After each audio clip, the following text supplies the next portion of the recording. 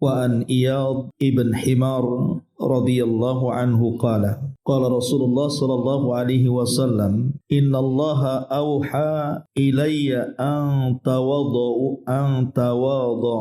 hatta la yabghiya ahadun ala ahadin wa la yafkhara ahadun ala ahadin akhrajahu Muslimun. Bersabda, sesungguhnya Allah mewahyukan kepadaku bahwa hendaklah kalian bersikap tawadhu, rendah diri, sehingga tidak ada satupun yang melanggar hak orang lain atau tidak ada seorang pun yang menyombongkan diri atas orang lain. Hadis ini dikeluarkan Al-Imam Muslim. Hadis ini sebagai dalil tentang, dan hadis ini juga mengharamkan seseorang untuk bersikap melanggar atau melampaui batas kepada orang, karena Allah Subhanahu wa taala berfirman dalam surah Al-Hujurat ayat 13, ya ayyuhan nas inna khalaqnakum min dzakarin wa untha atqakum innallaha alimun khabir. Wahai manusia, sesungguhnya kami menciptakan kalian ini adalah laki-laki dan perempuan, dan kami jadikan kalian bersuku-suku dan berbangsa-bangsa agar kalian saling maha mengetahui lagi maha menghabarkan. Baik hadirin hadirat yang dimuliakan Allah Subhanahu wa taala, kita tahu bahwa orang yang senantiasa merendahkan dirinya, bukan menghinakan, beda merendah dirikan dengan menghinakan di hadapan manusia, tidak. Tapi sifat tawadhu ini adalah sifat yang menghormati orang dan memuliakan diri sendiri. Nabi SAW menjanjikan siapapun yang memiliki sifat ini, maka dimanapun dia berada, maka pasti Allah Subhanahu wa taala akan mengangkat derajatnya. Makanya Rasul mengatakan, ma tawadha'a ahadun lillahi illa rafa'ahu lillah, illa rafa'ahu Allah taala. Ma tawadha'a ahadun lillah, tidaklah seorang pun memiliki sifat tawadhu dan ia lakukan karena Allah. Ingat, dilakukan tawadhunya karena Allah, bukan riya, bukan ujub, kecuali Allah Subhanahu wa taala akan mengangkat derajatnya. Karena ada orang yang merendah dirikan itu karena kepentingan, bukan karena Allah. Maka orang yang tawadhu bukan karena Allah Subhanahu wa taala, maka dia tidak akan diangkat derajatnya. Yang akan diangkat derajatnya itu adalah ia lakukan karena Allah Subhanahu wa taala. Lalu apa ciri-ciri orang yang memiliki sifat mulia ini? Orang yang tawadhu, pertama, dia mudah mengakui kesalahan.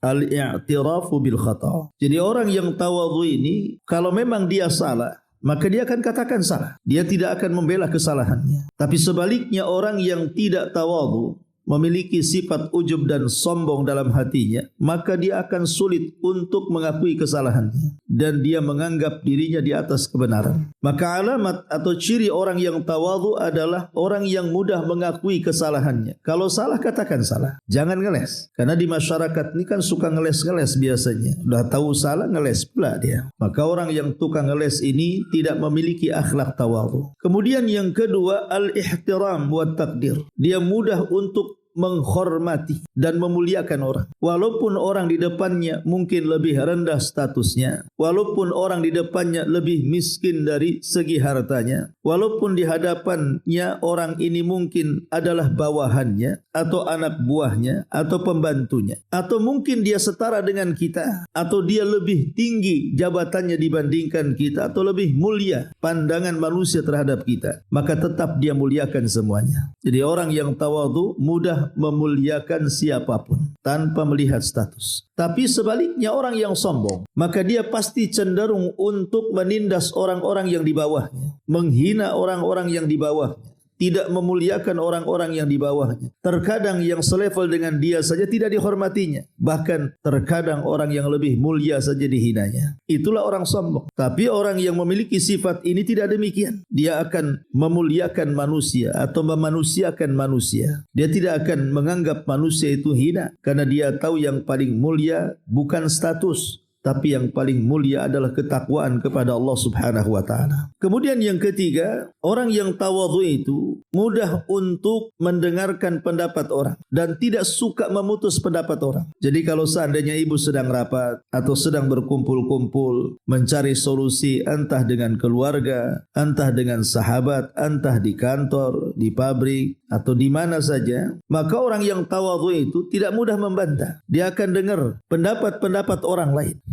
Walaupun sebenarnya dia tidak setuju dengan pendapat itu, tapi dia akan hormati pendapat orang. Karena ada orang-orang yang takabur, orang-orang yang sombong. Kalau ada orang yang berpendapat menyelisih pendapatnya, maka dia langsung marah, membantahnya, menghinanya, dan begitu seterusnya. Maka orang yang seperti ini tidak memiliki akhlak tawadhu. Bahkan orang yang memiliki tawadhu ini juga dia tahan dengan kritikan, atau dia menerima kritikannya, apalagi kritikannya baik, membangun, kritikannya juga bagus gitu ya. Memang kritikannya menyadarkan kita, atau kritikannya bisa membangun karakter, bahkan dia akan berterima kasih orang yang mengkritiknya. Tapi orang yang sombong, oh jangan, dikritik dia langsung emosi. Emang siapa dia?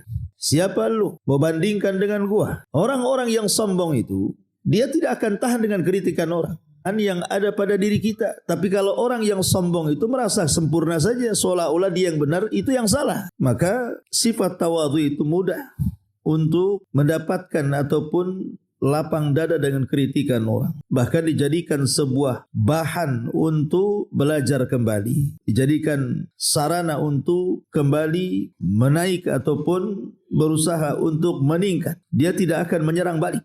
Ma'asyiral muslimat yang dimuliakan Allah Subhanahu wa taala, atau orang yang tawadhu ini, dia akan terus belajar kepada orang. Walaupun mungkin ilmu orang yang di hadapannya tidak lebih pintar daripada dia, tidak lebih cerdas, tidak lebih alim. Karena orang yang tawadhu itu biasanya menjadikan objek belajar itu di hadapannya siapapun tanpa melihat rendah ataupun tinggi, tanpa melihat dia di bawah kita, setara dengan kita atau di atas kita. Tetap dia akan memandang orang lain siapapun di hadapannya menjadi alat untuk pembelajaran bagi hidupnya. Itulah orang tawadhu. Karena bagaimanapun terkadang ada orang yang kita anggap di bawah kita, mereka memiliki pengetahuan yang ternyata luput dari kita.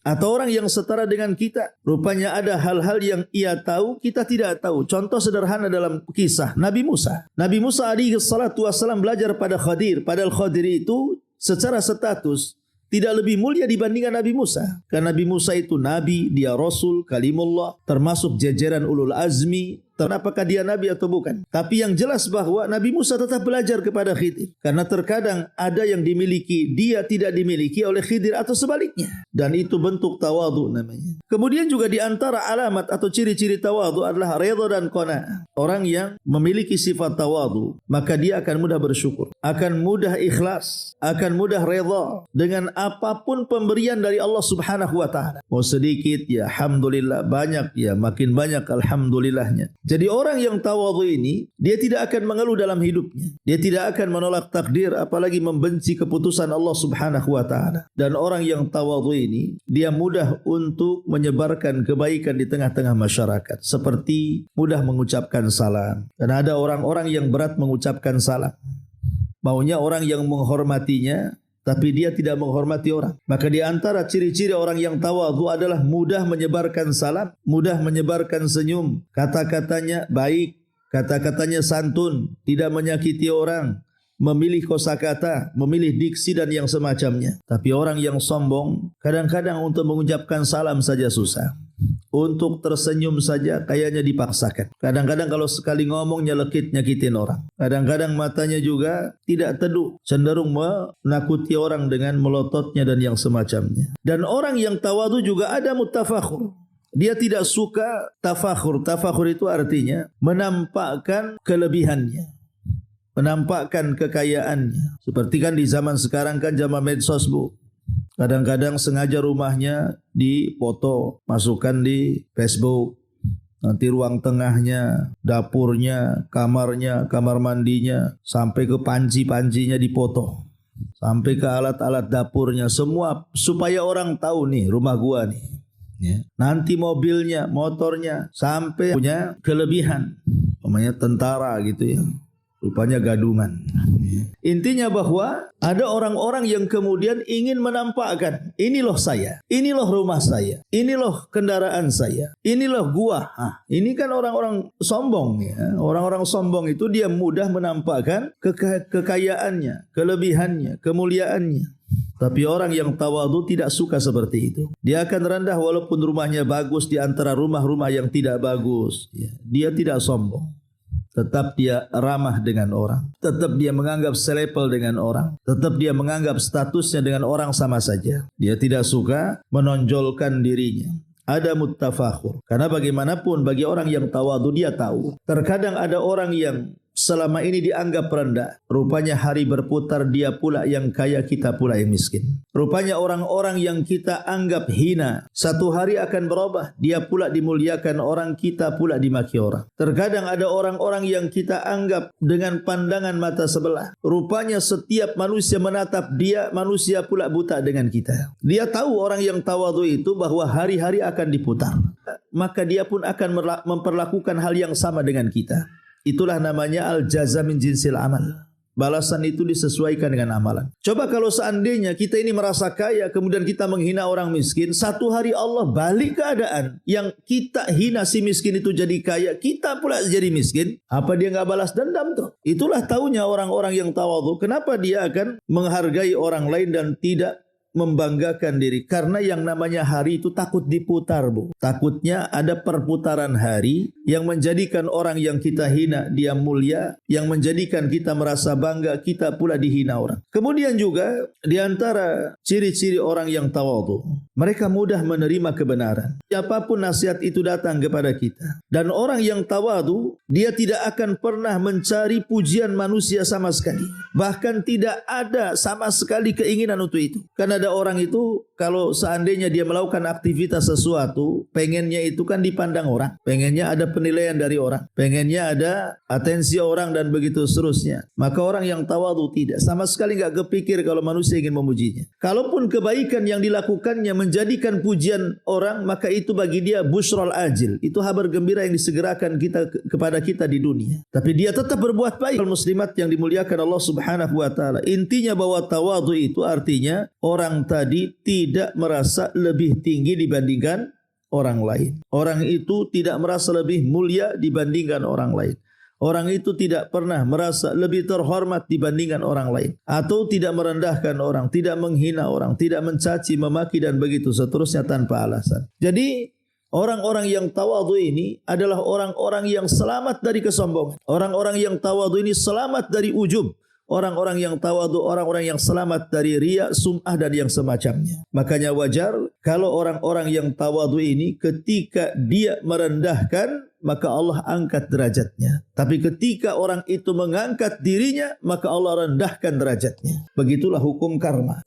Ma'asyiral muslimat yang dimuliakan Allah Subhanahu wa taala. Karena umumnya orang yang tidak tawadhu itu kan kehidupannya hanya untuk mencari popularitas, ketenaran, pengen dibicarakan orang. Bahkan kalau ada yang menghinanya sakit hati sampai ke sumsum tulang biasanya. Jadi orang-orang yang seperti itu maka sebenarnya menyiksa dirinya. Tapi orang-orang yang tawadhu hidupnya akan bahagia karena tidak akan pernah tersinggung orang. Tidak akan pernah hatinya tersinggung walaupun banyaknya ucapan orang. Ma'asyiral muslimat yang dimuliakan Allah Azza wa Jalla. Kisah-kisah tawadhu. Tidak ada manusia yang lebih tawadhu melebihi Nabi SAW. Ingat Bu, tidak ada satupun manusia di dunia ini yang lebih tawadhu dibandingkan Nabi SAW.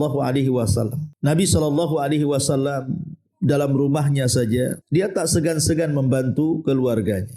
Bahkan ada perkara-perkara yang harusnya dilakukan oleh istrinya, dia juga melakukannya. Seperti menjahit sepatu, membenahi sendalnya, atau membenahi rumahnya. Padahal dia seorang Nabi. Dia bisa suruh-suruh orang. Banyak sahabat yang mencintainya. Tapi Nabi SAW tidak menyuruh satupun di antara sahabatnya. Pekerjaan rumah, kalau sudah masuk rumah, maka dia menjadi suami. Bukan lagi menjadi otoriter. Tidak. Karena Rasul adalah orang yang paling tawadhu. Dalam makan dan minum juga sama. Nabi makan seperti yang dimakan yang lainnya. Nabi duduk seperti duduk yang lainnya. Bahkan Rasul tidak suka kalau ada orang yang berdiri menghormati dirinya. Ketika Rasul duduk, semua orang berdiri menghormati. Rasul tidak suka. Kata Rasul, duduk kalian. Apakah kalian akan menjadikan aku seperti Persia dan Romawi ketika raja-raja mereka duduk semua berdiri? Kata Nabi SAW, berdiri sama tinggi, duduk sama rendah. Itulah orang tawadhu. Nabi tidak suka dihormati seperti itu. Bahkan makanan yang dimakan juga sama dengan makanan yang dimakan ahlu suffah. Apa yang dimakan Rasul, itulah yang dimakan ahlu suffah. Ahlu suffah itu orang-orang miskin yang ada di Masjid Nabawi. Rasul tidak membeda-bedakan. Apa yang dimakannya, itulah yang dimakan manusia. Padahal dia seorang Nabi. Kalau dia mau makan yang enak setiap hari juga bisa. Tapi tidak lakukan Nabi SAW karena beliau adalah qudwah dan contoh manusia. Bahkan kepada manusia sendiri sampai kepada anak-anak kecil, Nabi SAW menggandeng tangannya. Terkadang mengajak jalan sampai anak kecil itu puas. Tidak dilakukan satupun pemimpin di negeri kita. Kalau dilakukan pun ketika kunjungan, ya paling sekilas dua kilas, itu pun mungkin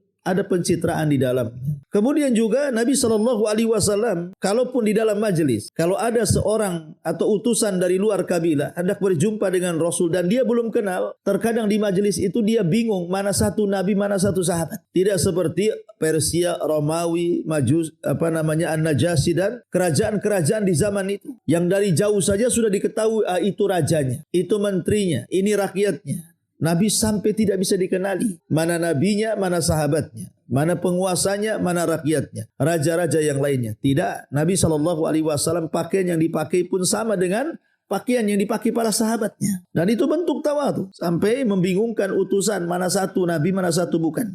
Ma'asyiral muslimat yang dimuliakan Allah SAW langsung membantahnya dan mengatakan, Ana Muhammad ibn Abdillah. Saya adalah Muhammad putra Abdullah. Yang membedakan saya dengan kalian hanya saya diwahyukan, kalian tidak. Bahkan apabila pujiannya sampai melambung, maka Nabi SAW mengatakan dan mengingatkan, Ana Abdullah wa Rasuluh. Saya ini hamba Allah. Jangan kalian sembah, tapi saya juga Rasulullah. Jangan kalian dustakan. Nabi SAW betul-betul meredam orang-orang yang hendak melebihkan diri. Karena Nabi SAW manusia yang paling tawadhu, yang paling rendah diri, baik kepada Allah Subhanahu wa Ta'ala ataupun kepada manusia.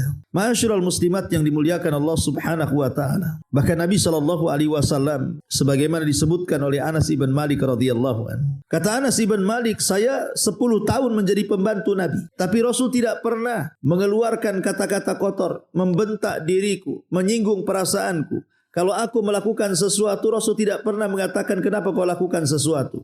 Kalau aku tidak melakukan sesuatu, Rasul tidak pernah mengatakan kenapa kau tidak melakukannya. Artinya Nabi SAW sangat menghargai pembantunya. Padahal Anas pembantu. Tapi lihat sekarang majikan dengan pembantu, dia merasa dia majikan. Kadang kalau sudah marah itu mata bijinya mau keluar semua. Kadang-kadang ucapannya sudah tidak terkontrol. Kadang-kadang tangannya, kakinya, kadang-kadang tidak terkendali. Lah ini tidak tawadhu namanya. Pembantu itu manusia. Kalau tidak ada pembantu, Anda tidak bisa disenangkan hidupnya.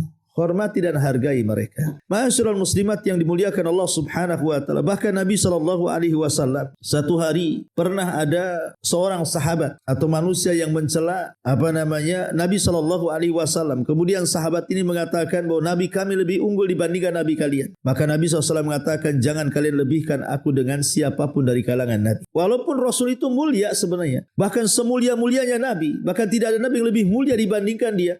Tapi Rasul mengatakan, la tufaddiluni, jangan kau lebihkan aku dibandingkan yang lainnya. Jangan lebihkan aku dari Yunus ibn Matta. Jangan lebihkan aku dari Musa ibn Imran. Dan begitu seterusnya. Dan itu bentuk tawadhu Nabi SAW. Bahkan Nabi SAW sampai dengan budak saja, maka beliau sangat baik sekali. Satu hari dia melihat ada budak hitam, dipeluk dari belakang. Kemudian sambil bercanda, siapa yang mau membeli budak ini? Kata budak ini, ya Rasulullah, enggak ada harganya, enggak usah dijual. Tapi Rasul itu bercanda karena tawadhu. Sampai berbaik dengan seorang budak pun dia baik. Dia tidak pernah merendahkan walaupun dia seorang budak. Karena betapa banyak budak-budak yang masuk Islam sangat berjasa dalam Islam. Bilal ibn Rabah, lihat muadzin pertama dalam Islam, itu seorang budak. Khabbab ibn Arad, Zunairah, dan banyak budak-budak itu yang akhirnya menjadi orang-orang besar, menjadi orang-orang yang besar dalam Islam. Dan Nabi SAW tidak pernah meremehkan mereka. Rasul tidak pernah. Ma'asyiral muslimat yang dimuliakan Allah Azza wa Jalla, sifat tawadunya Nabi sallallahu alaihi wasallam juga diturunkan kepada para sahabat. Bagaimana Abu Bakar Siddiq radhiyallahu an, dia pernah keluar satu pagi diikuti oleh Umar karena enggak biasa habis salat subuh biasa Abu Bakar zikir. Kenapa habis salam langsung beranjak kemudian keluar, diikuti Umar. Rupanya dia pulang ke rumah mengambil beras dan yang semacamnya gandum, kemudian pergi ke perbatasan kota Madinah. Rupanya masuk di satu rumah yang dalam rumah itu ada nenek yang sangat tua lagi buta. Rupanya Abu Bakar datang ke rumah itu, menyapu lantainya, memperbaiki rumahnya, memasakkan makanannya dan menyuapi nenek tua itu, padahal tidak ada hubungan kerabat, tidak ada hubungan darah, hanya hubungan pemimpin dengan rakyat saja. Makanya ketika Umar radhiyallahu anhu melihat hal itu, Umar pun menangis dan mengatakan, bagaimana nasib bangsa kalau Abu Bakar Siddiq meninggal dunia? Aku tidak bisa melakukan yang dilakukan dirinya. Bahkan Abu Bakar Siddiq radhiyallahu anhu ketika beliau terfitnah dengan adanya banyaknya orang yang murtad di zamannya. Kita tahu bahwa pasukan itu sudah diserahkan oleh Nabi SAW kepada Usama ibn Zaid. Maka Abu Bakar tidak mau memakai Usama dan pasukannya, karena dia tahu pasukan itu sudah disiapkan oleh Nabi untuk melawan Imperium Romawi. Dia hanya meminta sedikit dari pasukan, dan itu bentuk tawadu. Bahkan ketika di masa Rasul mengangkat Usama ibn Zaid menjadi pemimpin perang, Abu Bakar itu menjadi anak buah. Padahal dia lebih mulia dibandingkan Usama. Dia tahu karena itulah sifat tawadu yang diajarkan Nabi SAW. Terkadang Usama naik kendaraan, dia pula berjalan kaki. Dan banyak lagi.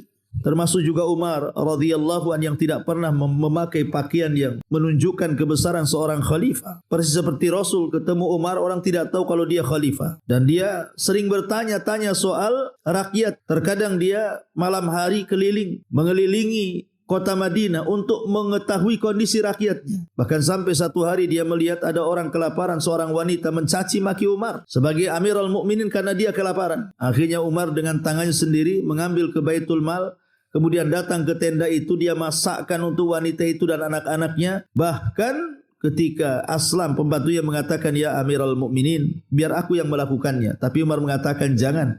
Aku yang telah membuat mereka menangis, maka aku yang akan membuat mereka tertawa. Begitulah Umar bin Khattab radhiyallahu anhu. Ya. Belum lagi Utsman ibn Affan radhiyallahu an. Utsman ibn Affan orang yang paling pemalu, padahal dia orang kaya. Utsman itu tapi pakaiannya biasa-biasa saja. Tapi banyak orang kaya di zaman sekarang, wah, untuk menunjukkan dia kaya, kalau perlu emas dari leher sampai kaki dipajang. Bahkan tidak kaya saja, sok kaya di zaman sekarang. Sampai kalau bisa satu badannya dicat warna kuning itu kayak wayang. Biar tahu nih, emasnya aku banyak. Rupanya ke jalan kena rampok kapok.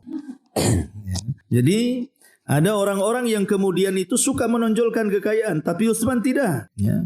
Utsman adalah orang yang paling tawadhu. Begitu juga Ali radhiyallahu anhu. Satu hari dia sedang berpuasa, diketuk rumahnya oleh anak yatim. Kata Ali, berikan sama dia. Dan dia makan hanya seadanya. Padahal masakan itu dimasak Fatimah dengan sepenuh hati.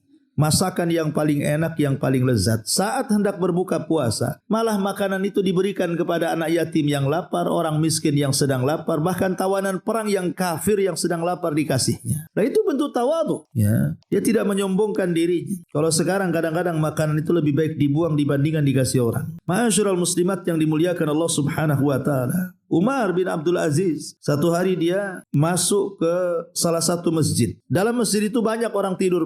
Umar bin Abdul Aziz tiba-tiba kakinya tersandung sama orang tidur. Namanya masjid di zaman dulu tidak ada lampunya. Marah-marah orang yang ketidur ini. Ya. Kemudian mencaci maki Umar bin Abdul Aziz. Dia tidak tahu yang dicaci maki itu khalifah. Kemudian orang dekatnya khalifah mengatakan, ya Amirul Mukminin, dia sudah menghinamu sedemikian rupa. Dia pantas mati. Kata Amirul Mukminin, jangan. Orang itu hanya bertanya saja. Hanya bertanya saja. Jadi Umar bin Abdul Aziz tidak mereken ucapan kasarnya. Dan mengatakan orang itu kan hanya bertanya saja. Biarkan saja katanya. Nah ini kalau pemimpin di zaman sekarang dicaci maki. Jangankan pemimpin, baru menteri saja. Dicaci maki sudah ngancam. Kubunuh kau katanya. Ya, zaman sekarang. Ya, kalau ada orang yang mengkritik pemerintah, menteri-menteri, gak terima. Dilacaknya orang yang mengkritik itu. Dikasuskannya dia, dimasukkannya ke sel penjara. Tidak ada tawadhunya sama sekali. Intinya bahwa di sini Nabi SAW ingin mengajarkan kepada umat Islam bahwa tawadhu ini adalah akhlak yang mulia yang bisa mengangkat siapapun yang melakukannya ke tingkat yang paling tinggi di sisi Allah Subhanahu wa taala. Karena tawadhu ini akhlak semua para nabi, akhlak semua para nabi. Ma'asyiral muslimat yang dimuliakan Allah Subhanahu wa taala. Lalu bagaimana seseorang itu supaya saya, ibu bisa untuk menjadi orang tawadhu? Gimana caranya? Caranya adalah pertama, Bu, jangan lupa asal kita ini dari mana. Jangan lupa asal kita ini dari mana.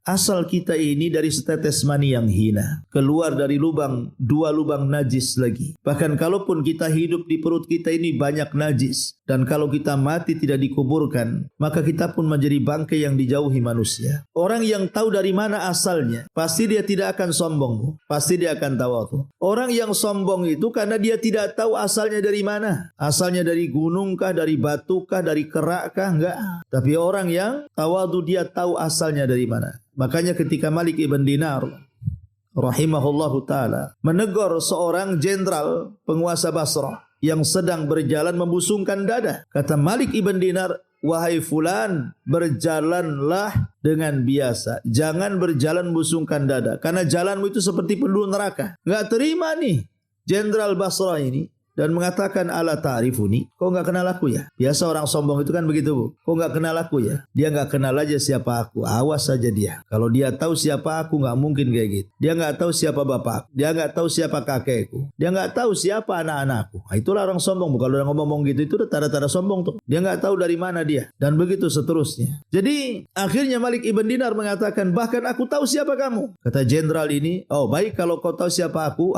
sebutkan siapa aku, katanya. Dikiranya si jenderal ini mungkin mengatakan bahwa Malik ibn Dinar akan mengatakan kau jenderal, kau penguasa, dan enggak. Kata Malik, engkau ini manusia yang keluar dari dua lubang najis dan sekarang di perutmu penuh dengan najis. Dan kalau kau mati jadi bangkai dan kau tidak dikuburkan, maka manusia akan menjauh dari kamu. Lalu apa yang kau sombongkan? Dari situ terdiam si jenderal itu. Ya. Tapi kalau ibu ngomong sama wali kota begini, Bu, habislah kan itu. Langsung diringkus. Ya. Yang kedua, an yastashiral abdu qaulan Nabi sallallahu alaihi wasallam. Ingat, kalau kita ingin tawadhu, kita harus merasakan dan merenungkan perkataan Nabi sallallahu alaihi wasallam. Apa yang direnungkan dari perkataan Nabi? La yadkhulul jannah man kana fi qalbihi mithqala dzarratin min kibr. Tidak akan masuk surga orang yang dalam hatinya walaupun sebiji darah dari kesombongan. Ingat, orang yang sombong tidak akan masuk surga. Ingat itu. Makanya kalau orang ingat hadis ini, maka dia tidak berani sombong. Pasti akan jadi tawadhu. Kemudian juga amilin nas bima tuhib an yu'amiluka bi. Pergauli manusia sebagaimana engkau suka manusia mempergauli kita. Kalau kita suka manusia baik dengan kita, maka baik juga dengan manusia. Kalau kita suka ada manusia memuji kita, kita puji juga manusia. Kalau ada manusia yang ingin bermuamalah jujur dengan kita, jujur juga dengan manusia. Supaya kita ini dihormati. Seperti yang saya tadi katakan di awal, hari ini bisa amilin nas. Pergaulilah manusia sebagaimana engkau suka mereka mempergauli kita dengan kebaikan. Maka kita akan jadi orang tawadhu. Kemudian al-i'tina bil qalbi. Perhatikan hati. Perhatikan hati yang sangat kecil yang ada di badan kita ini. Jangan dikotori dengan penyakit-penyakit hati. Karena biasanya penyakit hati seperti sombong yang melahirkan hasad, yang melahirkan dengki, dendam, akhirnya berbuat jahat. Ini bisa membahayakan kehidupan kita. Tapi hati yang tawadhu pasti melahirkan ikhlas, melahirkan redha, melahirkan kebaikan dan melahirkan surga. Kemudian juga anta'lam annal kibar, annal mutakabbir sifatun lil iblis. Anta'lam anna al mutakabbir sifatun li iblis. Ketahuilah bahwa orang yang sombong itu dia mewarisi sifat iblis, tapi orang yang tawadhu mewarisi sifat para nabi. Dan berdoalah yang terakhir kepada Allah Subhanahu wa taala agar kita senantiasa diberikan sifat ini dan istiqomah dengan sifat ini. Wallahu a'lam. Baik, sampai di sini inilah di antara keterangan hadis tentang pentingnya kita tawadhu dan jangan mudah menindas orang.